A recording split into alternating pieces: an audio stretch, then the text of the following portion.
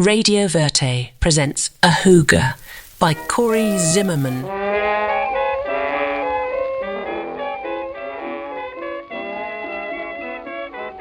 Smokey Joe, Act 3. I can't sleep at night. I can't eat a bite. 'Cause the man I love, he don't treat me right. He makes me feel so blue. I don't know what to do.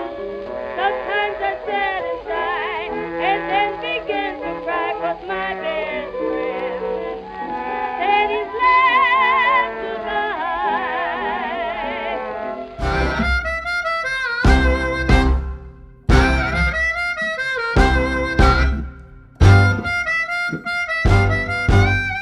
A distant train whistle springs open my eyelids with a suffocating gasp. Where am I? I ask myself for the umpteenth time this week alone. And now, how do I feel? Horrible. I lunge for a trash can, but with nothing by the nightstand to toss up the night, I trip over scattered clothing for the window, vomiting out my guts in 3 gut-wrenching heaves. I nearly smack my head on the brick wall of the building just across the way. Taking a few deep breaths of cool morning air, I open my eyes to see stars amongst a narrow blade of sunlight. With another breath, the sulfur scent of the city burns my sinuses. I struggle to pull it together, blurrily, making out the peeling wallpaper wrapped around me like a damp cloth and turning back the unmistakable shape of a female hip bone. With a stir and a soft voice, "Good morning, handsome." "Hey," I say, stepping back over scattered clothing before dropping back into bed. The hip bone. Her dark hair drapes off her face, makeup smudged on the pillow, as she pulls my pounding head down toward her breastbone. She runs her nails down my neck as goose pimples arise on my arms. My stomach rumbles in a cocktail of nausea and glee. I moan, not sure what it means, as she kisses me on top of the head. "Can I ask you something?" I say. "Sure," she says. "Where am I?" But with her crazy cackle, it all comes flowing back to me. "Oh," I say. "Yeah," she says, holding me tight. Cadence. Barrel Run. An ice truck awaits in an abandoned freight tunnel, lost and forgotten beneath the city, built after the Great Fire, where coal was once railed to furnaces in a string of basements running north to south just below South Wacker Drive. 3 men, one calmly smoking a cigarillo in a 3-piece suit, fedora tie and overcoat, with one polished shoe on the wheel well of a silver ghost, clearly calculated. 2, identically dressed, straight-backed, motionless, a rather severe pair of straight lips under a thin mustache, confirming each calculation with a slight nod. 3, workman's Levi's, dirty shirt, suspenders, scuffed up boots, scruffy face, anxiously pacing about, long having rubbed his bulbous nose raw. Meter. 1 sparkles in a state of unmistaken suspicion at the 4 of us. The 4 of us. Nick, the muscle, short body swung about by swollen arms. Jameson, the veteran, a former merchant marine. Henry, but a redhead boy, skinny, Irish, and covered in grime. And me, following their lead. I unload barrels made of wood slaves bound with steel hoops from the truck, rolling a good dozen just inside a dark shaft out of sight. 1, slate blue slacks, leans on the silver ghost with class. 2, buffs a smear off the chrome with a square of silk. 3, grinds the gears of the ice truck and reverses down the tunnel until the headlights are swallowed by darkness. The engine of the silver ghost rumbles to a start, and with a nod, its angry purr is doused in the void. Jameson suggests we get at it, rolling barrels down the shaft until we reach the sewer.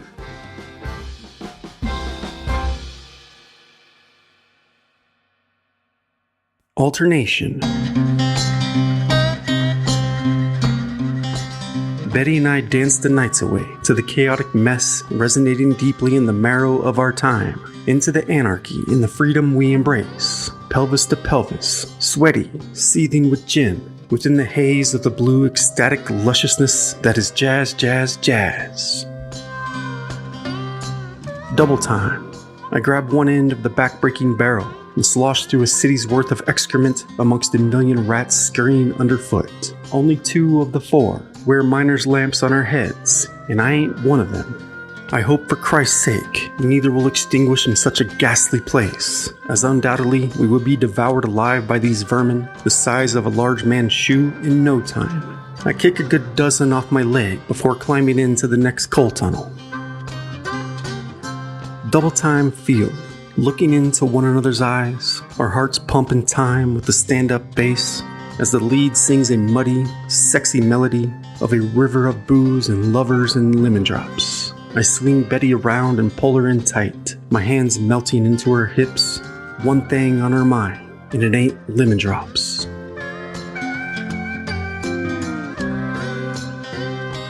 Cord.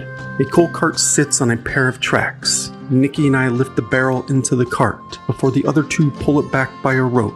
We keep moving. There is no time to waste, says Jameson, as we pass the final furnace. Ducking through a chiseled-out hole just wide enough for the barrel to squeeze through a series of basements connected by doors, of which only one man has a key, and it ain't me. Jameson, always in front. Me, always in back. The whole process, well scripted, has been run 1,000 times by men better than me.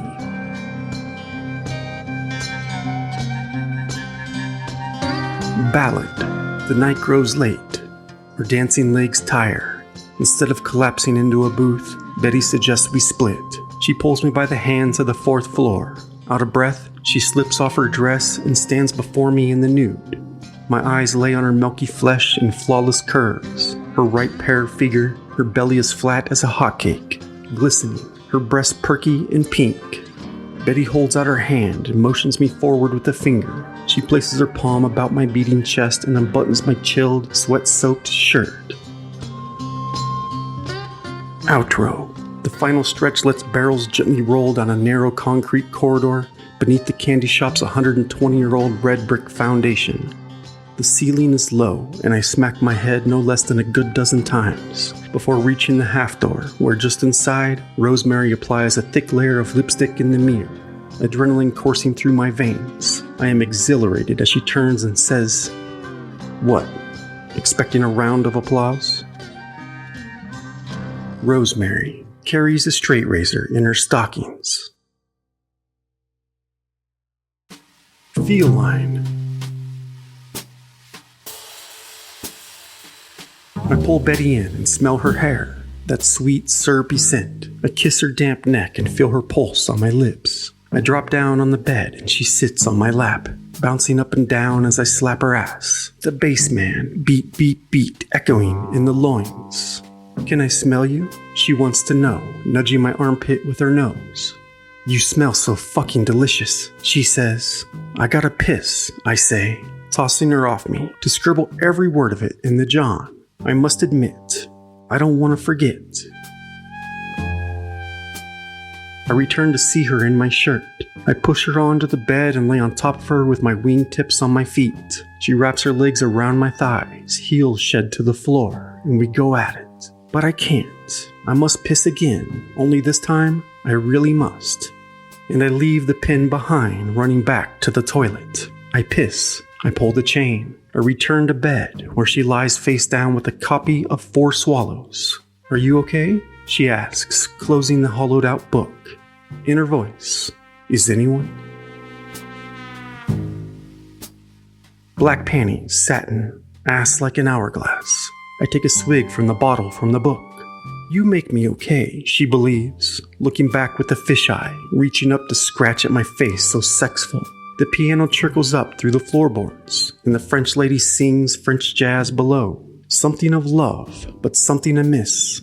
An empty glass so tricky to fill, a grasp, nonetheless.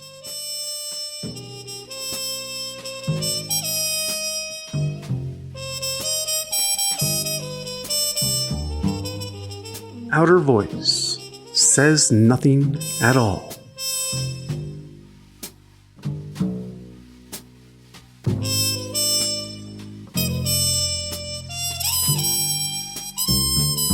line up.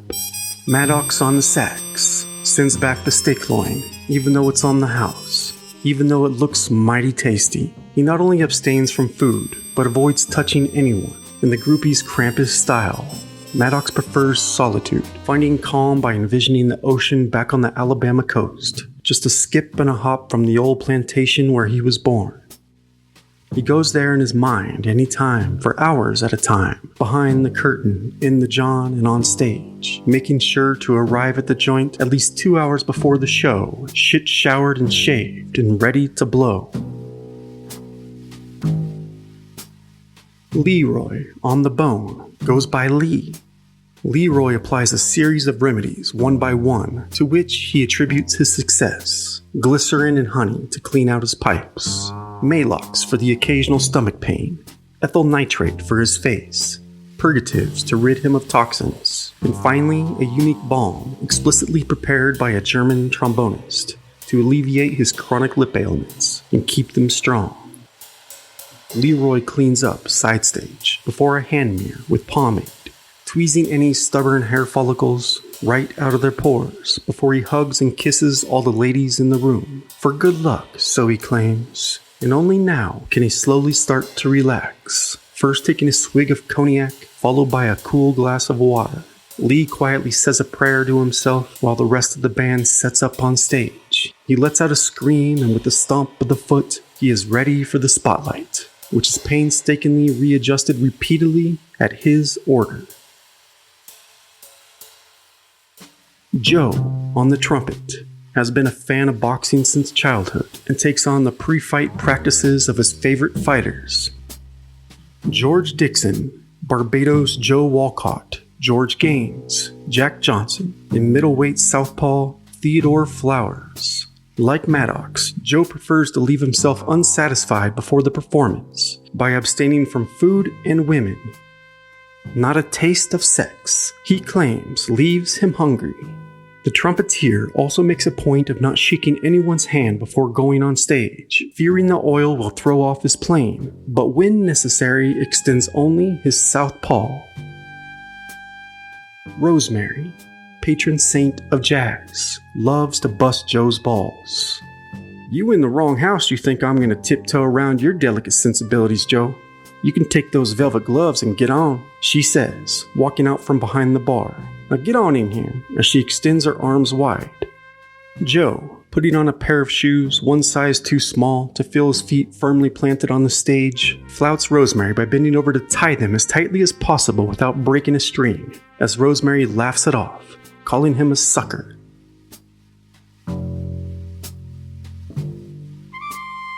On the drums, Brown keeps quiet, keeping off a psychic distance to himself, preferring to see performing as a natural part of his day rather than a special occasion. He goes about his usual regimen, screwing on the cymbal, checking the snare with a sizzle, and the big drum with a kick, after which he enjoys a large meal on the house, steak and eggs and a cool glass of milk. Marshall, on the clarinet, the youngest in the quintet, takes out his ironing board on stage, a sort of ceremony preparing and ironing his suit, feeling that even if it doesn't end up going well, audiences will say, at least he was clean.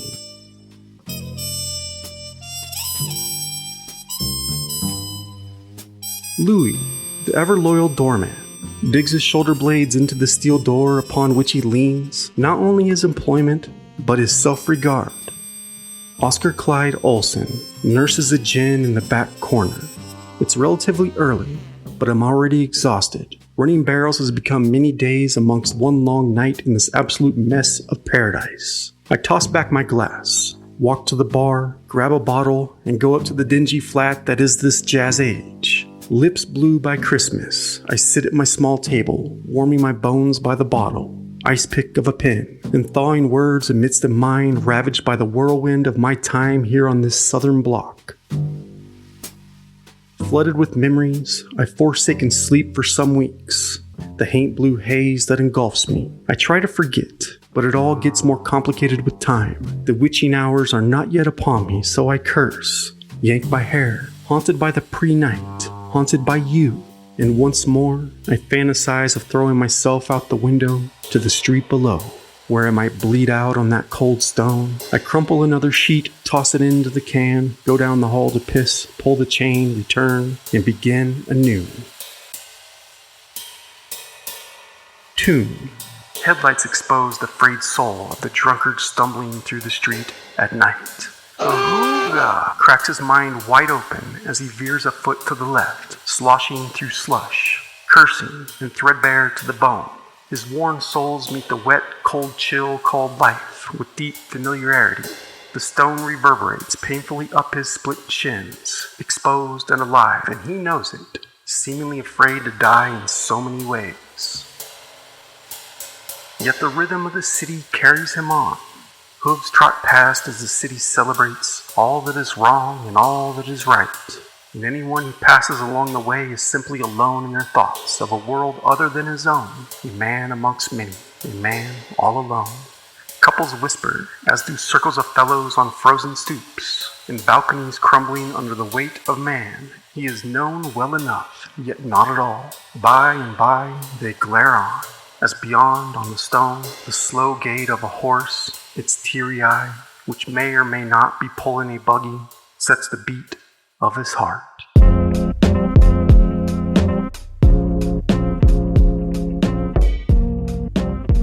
I write this nonsensical dribble until my pen runs dry and stop to pour another drink. I watch from my window as the silhouette of a drunkard disappears in a fresh cascade of snow.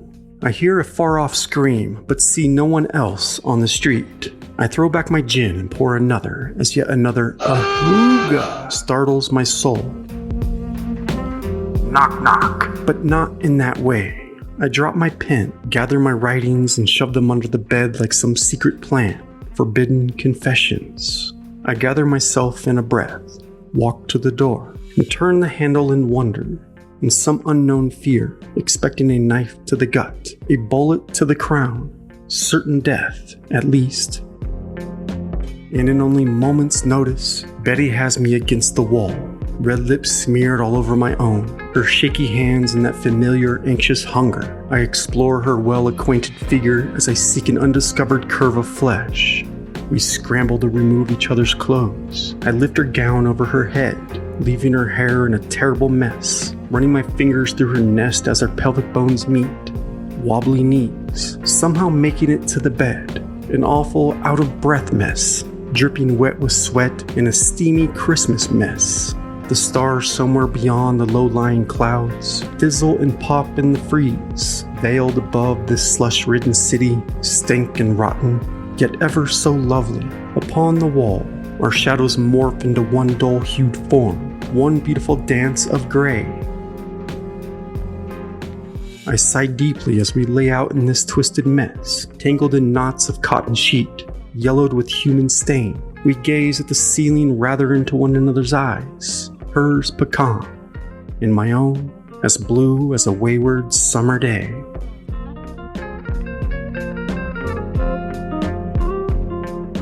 I lay my head on her belly and it bobs with each labored breath before she slides out from under me with a half smirk. She takes a cigarette from her handbag, walks to the window, and cracks it open. Frigid air pours in. I roll to my side, facing her as the sweat that had beaded on my forehead dries. She appears tense in the eye. The mood has shifted starkly. I kick the sheet from the bed, sit up, stand, and join her by the window, looking out over the freshly dusted taint. She sits on the sill, exhaling in the nude, breast just begging to be seen in the kerosene light.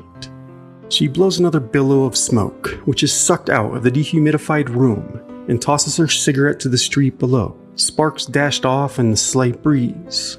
Her nude body is covered in goose pimples, and with a sigh of frustration, she walks about the room in circles, searching for either a strange pair of panties or a way out of this unexpected entanglement.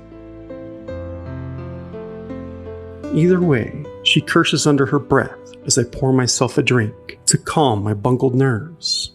I swallow, refill the glass, and offer it to her.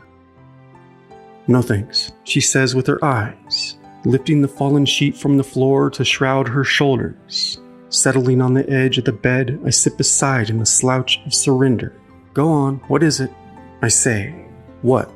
She says as I drop back with a sigh of my own. Come on, I say. Talk to me. What's going on? I feel like I know you less now than I did the night I met you. What do you want to know? She says. I want to know you. I say. Here I am, naked in the buck. I done told you everything. What more do you want to know? My shoe size? She asks. Size 6, I say, as she gets up to dress.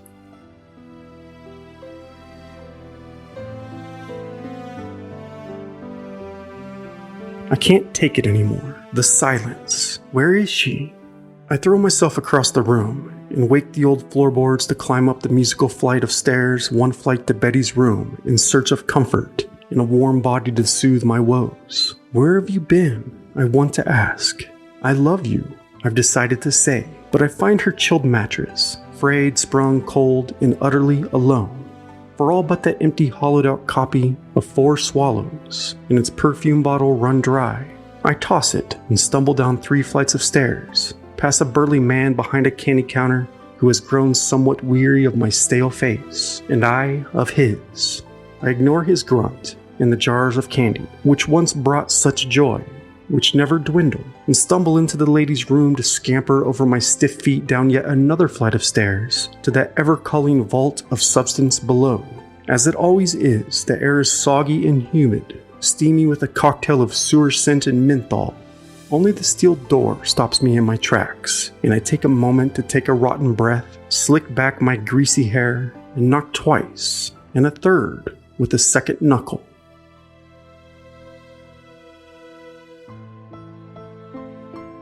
Louis? Oscar. Louis says she split. For all he knows, hell, off to the Hamptons. Who was he? I ask. A pig trader from the Gold Coast. A real piece of work, he says with a brush of my collar. Flashing that fat wad the way he did, he says. She was a good gal, I say. You know dames these days, he says. Somebody to say goodbye to, I say, before walking to the bar for a gin. Need a tissue? Asked Rosemary, pouring me my gin. Altered scale. I hardly recognize Betty in the baby blue dress that drops down to the ankle, hair tight in a bun, heavy lashes now fine-tuned and thin lips, raspberry gloss rather absurd in the light of day, suddenly shy, sober, a stranger, the whole shebang a cocktail hour dream. I ask about the eye. It's for the best, she says with eyes of her own as her mother stands scowling from the hall, afraid to enter the flat for lice and mice, her ice-cold glare shivering down my spine as she grips a crucifix in hand. I listen for the words frozen solid on the tip of her tongue, icicles that shall fall and shatter as she scurries about anxiousness, pretending to gather lost things about my room. What are you looking for? I ask. Nothing. I hear her say as she looks at me again soundlessly. I just had to see you one last time. She says without saying. My Bible, she says as I roll my eyes. 4 Swallows? I want to ask as she clings onto an armful of shoes and a brush as we brush arms. I watch as she melts and seeps through my gaze, nervous clomps oozing the floorboards as her mother clears her throat. Betty gives me a final glance. I guess it's not here, she says. Troublesome, if anything, with a tinge of shame creased in the corners of the eye.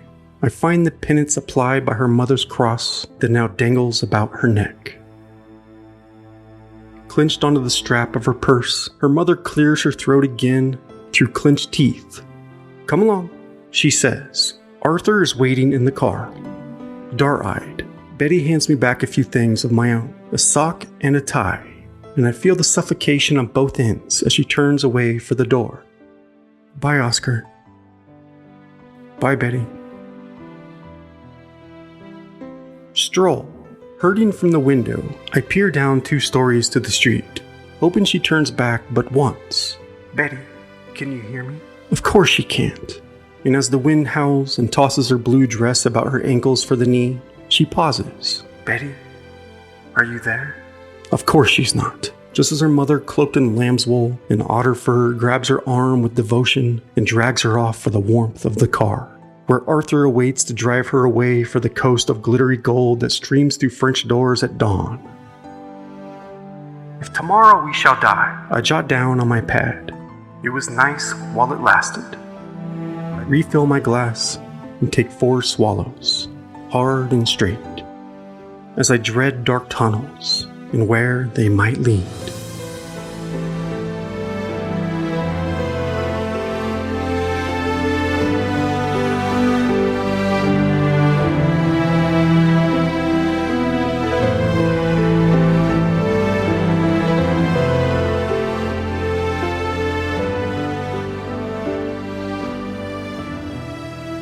And there is not much more to write home about. Fade out.